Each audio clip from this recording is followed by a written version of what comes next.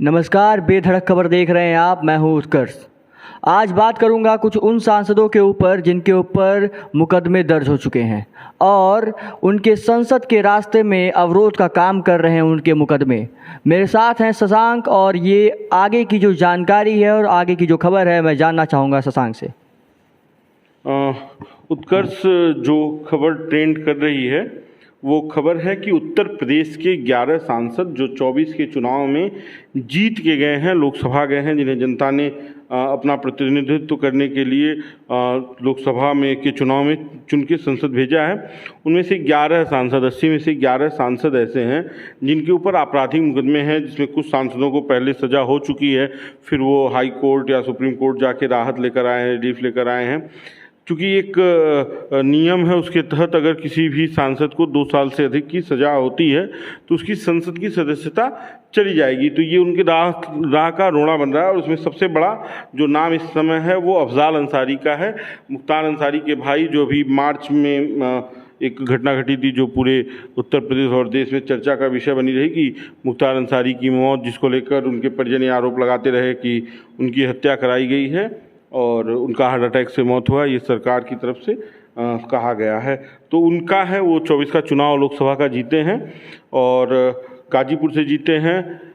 इसके पहले वो बसपा से सांसद थे और फिर वो 19 में, लेकिन जब माहौल बदला तो उन्होंने समाजवादी पार्टी का रुख किया और गाजीपुर से 24 में दोबारा वो सांसद बने। उनके ऊपर चुनाव के ही दौरान फैसला आया था, लेकिन वो हाई कोर्ट चले गए या सुप्रीम कोर्ट चले गए, तो वहाँ से उनको थोड़ी राहत मिल गई।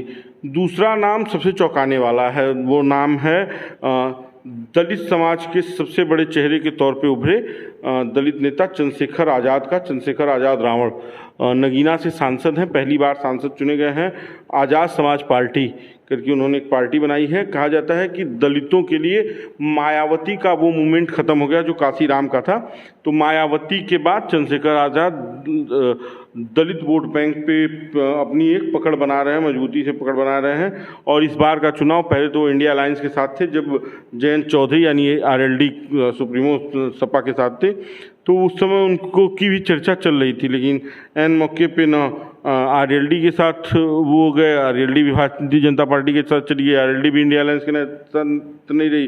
तो चंद्रशेखर आज़ाद अकेले पूरे उत्तर प्रदेश में 2 सीटों पर अपनी पार्टी से प्रत्याशी उतारे थे। अकेले वो अपने उतरे थे नगीना से और दूसरा प्रत्याशी उनका उतरा हुआ था डुमरियागंज से, जो हमारी जानकारी में है। तो नगीना सीट आज़ाद समाज पार्टी जीत गई थी और चंद्रशेखर आज़ाद वहाँ से सांसद बने थे। इनके ऊपर भी तमाम मुकदमे हैं जिनमें कुछ सजा हो चुकी। इनके ऊपर कुल मुझे जहाँ तक पता है 36 मुकदमे हैं और 11 की लिस्ट में से सबसे ज़्यादा मुकदमे अगर दर्ज हैं तो चंद्रशेखर आज़ाद के ऊपर है। तो इनके भी अगर इनके किसी भी मुकदमे में अगर इनको सजा होती है और वो 2 साल से अधिक की होती है तो फिर वो संसद की सदस्यता उनकी चली जाएगी। लेकिन इन सभी चीज़ों के बीच एक बड़ी बात आप ये जान लीजिए उत्कर्ष, की अगर किसी भी सांसद को किसी भी मामले में सजा होती है, जैसे कुछ दिन पहले पिछले कार्यकाल में जो 19 से 24 का कार्यकाल था, उसमें आपने राहुल गांधी को देखा होगा कि राहुल गांधी की सदस्यता चली गई थी, अधिकतम सजा 2 साल सुनाई गई थी, लेकिन बाद में उनको राहत मिल गई सुप्रीम कोर्ट से, तो वो उनकी सदस्यता बच गई। तो एक ये विषय है। फिर तीसरा नाम है बाबू सिंह कुशवाहा का। बाबू सिंह कुशवाहा बसपा सरकार में सबसे चर्चित नाम रहे। एनआरएचएम घोटाले में इनका नाम आया था, तो तमाम ईडी सीबीआई के केस भी इनके ऊपर दर्ज है और जौनपुर से सांसद हुए हैं, इस बार सपा के सिंबल पर सांसद हुए हैं, तो बाबू सिंह कुशवाहा का भी नाम है। उसके अलावा रामभुआल निषाद सपा सरकार में मंत्री रहे हैं। गोरखपुर का निषाद समाज का एक चेहरा, जमुना निषाद के बाद कहा जाता था कि निषाद समाज के सबसे बड़े नेता रामभुआल निषाद हैं। पिछले 1 दशक से रामभुआल निषाद गायब रहे। रामभुआल निषाद के गायब होने के बाद और उस जगह को भरने का काम किया डॉक्टर संजय निषाद ने। निषाद पार्टी बनाई और खूब संघर्ष हुआ। तमाम संघर्षों के बीच 18 में उपचुनाव में डॉक्टर संजय निषाद के लड़के प्रवीण निषाद, इंजीनियर प्रवीण निषाद, गोरखपुर में भारतीय जनता पार्टी की सबसे सुरक्षित सीट पर सपा के सिंबल पर चुनाव लड़े थे गठबंधन में। तो वो संजय निषाद रामभुआल निषाद की जगह लिए थे, लेकिन 24 के चुनाव में प्रवीण निषाद संत कबीर नगर से हार गए। 19 में जो प्रॉपर चुनाव हुए थे तो वहाँ पे संत कबीर नगर से चुनाव जीते थे। तो निषाद समाज से आने वाले और राम भुआल निषाद सबसे बड़ा चेहरा निषाद समाज का इस बार सुल्तानपुर से सांसद बने हैं और उन्होंने मेनका गांधी को हराया, एक बड़ा चेहरा भारतीय जनता पार्टी का भी और देश का भी एक बड़ा नाम। संजय गांधी की पत्नी और मेनका गांधी अपना एक अलग राजनीतिक इतिहास है उनका। तो राम भुआल निषाद। लेकिन शशांक हराने का भी क्या फ़ायदा अगर इनकी जो सदस्यता है तो देखिए ये हम कोर्ट के ऊपर है, ये कोर्ट के ऊपर। और जैसे कि आप सांसद बनने के बाद तो ये तो है नहीं कि आप कोई अपराध किए हो तो उससे बरी हो जाएंगे। तो ये एक चर्चा चल रही है। पांचवा नाम है राजकुमार चौहान का, फतेहपुर से बीजेपी के सांसद हैं। ये बीजेपी के पहले सांसद हैं।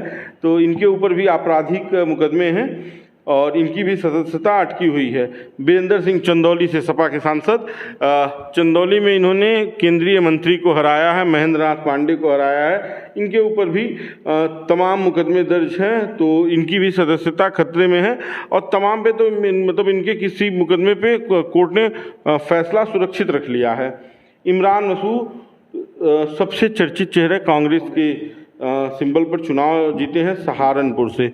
और जब चुनाव का दौर चल रहा था तो लोग कह रहे थे अमेठी, रायबरेली और सहारनपुर ये तीनों सीटें कांग्रेस जीत रही है। तो ये सीट उसी में से है, इमरान मसूद, और इनके ऊपर भी तलवार अटक रही है।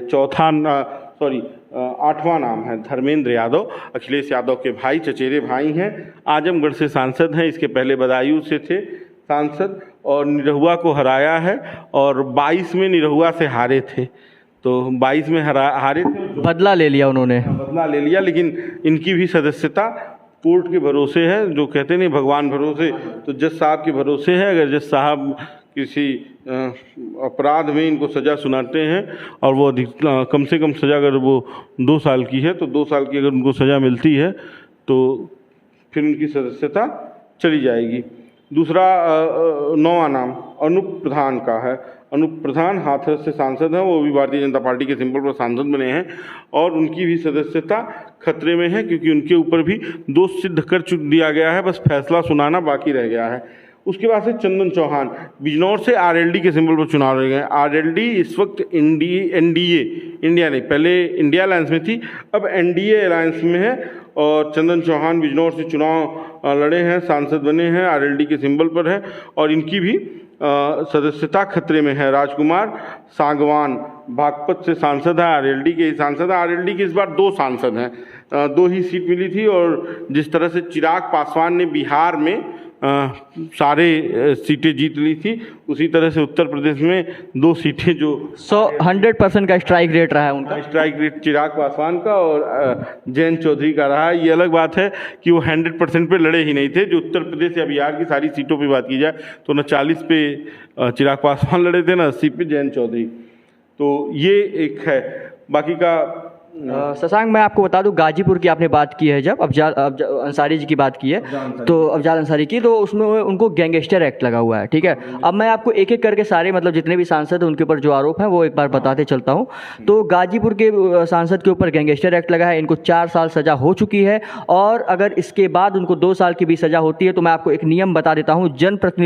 प्रतिनिधित्व अधिनियम 1951 के अधिनियम 8(3) के मुताबिक अगर किसी सांसद को 2 या 2 से ज़्यादा समय की सजा होती है तो उसकी सदस्यता रद्द हो सकती है और सदस्यता छोड़नी पड़ सकती है उनको और 6 साल चुनाव लड़ सकते हैं। 6 साल तक ये बड़ा पॉइंट है।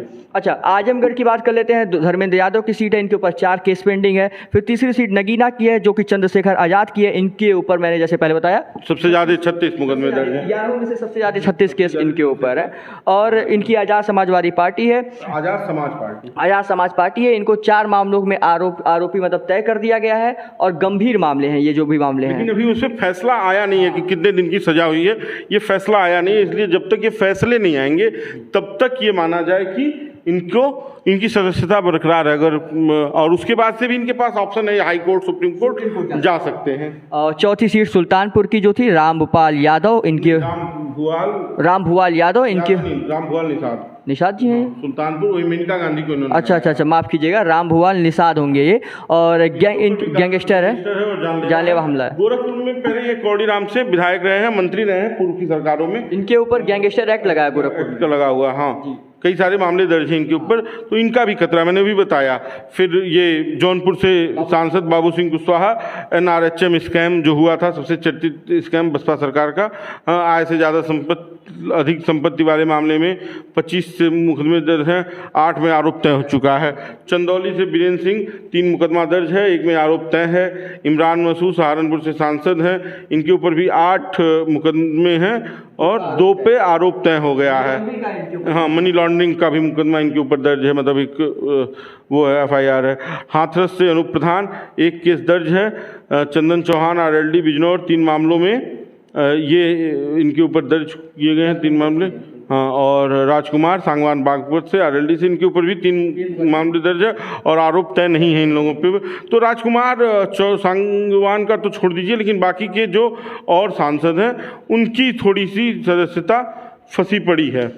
शशांक बस्ती की भी एक सीट है जिसमें राम प्रसाद चौधरी, जिन्होंने हरीश द्विवेदी को चुनाव हराया है, इनके ऊपर भी केसेस हैं, लेकिन इनके ऊपर भी आरोप तय नहीं है। एक चीज़ ये है, लेकिन ये है कि इनके ऊपर जो केसेस है ना, उसमें ये है कि मतलब मैक्सिमम सज़ा 2 साल है। जो राहुल गांधी वाला केस मैंने आपको रिमाइंड कराया ना, तो उसमें अगर मतलब 2 साल की सज़ा संभावित ही है कि 2 साल की हो, और कम से कम 2 साल की सज़ा होनी चाहिए।